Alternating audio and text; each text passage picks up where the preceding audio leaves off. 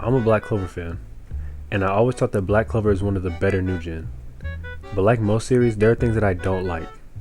It just so happens that there have been multiple things that I don't like happening back to back for the entirety of this arc.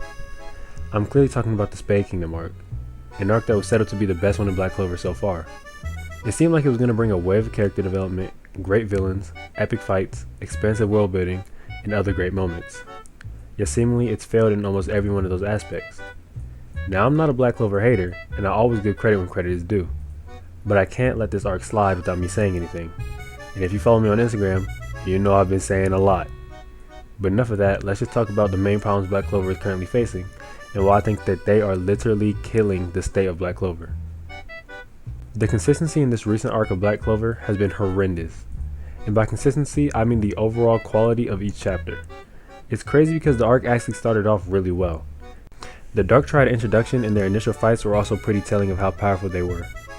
But as we got farther into the arc, the quality of each chapter started to decline rapidly. And it got to the point to where like 1 in every 10 chapter was actually good. That's a slight exaggeration, but you get what I'm saying. I think Tabata's writing took a nosedive during the Liabe and Asa fight. The power scaling alone in that fight made me question if I was reading the same story.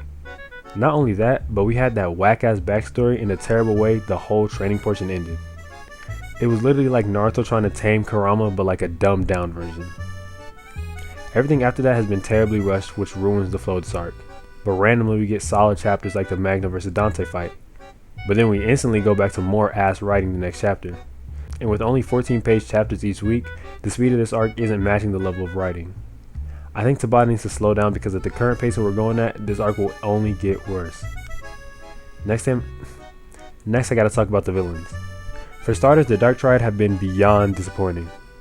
Despite their great introductions, none of them have truly lived up to the expectations. Like, these guys were set up to be really cool antagonists, but instead they're just a bunch of flat characters we've seen in like a billion different anime. Particularly Vanica and Dante. Vanica just provided nothing to this arc. Even her past with Noelle's mom really didn't add much to her character. She was literally just a bloodthirsty weirdo who liked fucking with people.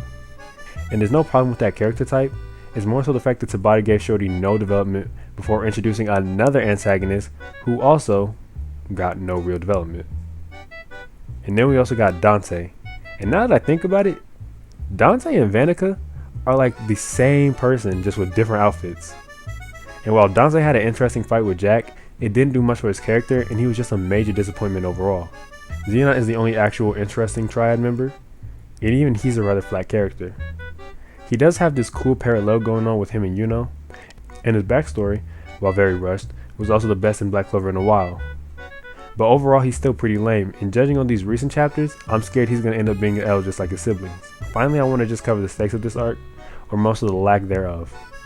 Because if you look back at the entirety of this arc, not much damage has been done to the good guy side.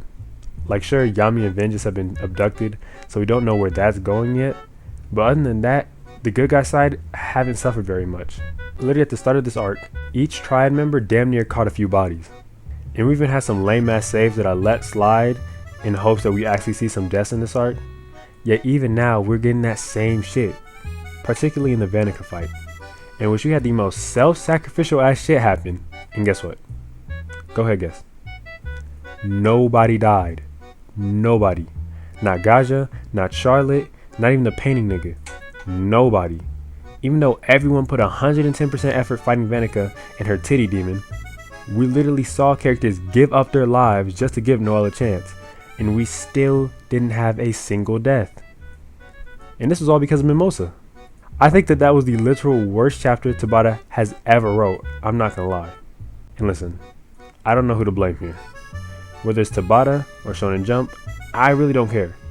Someone needs to get their shit together, because in my eyes, Black Clover is on the chopping block, and we already know Shonen Jump ain't scared to cut off popular series.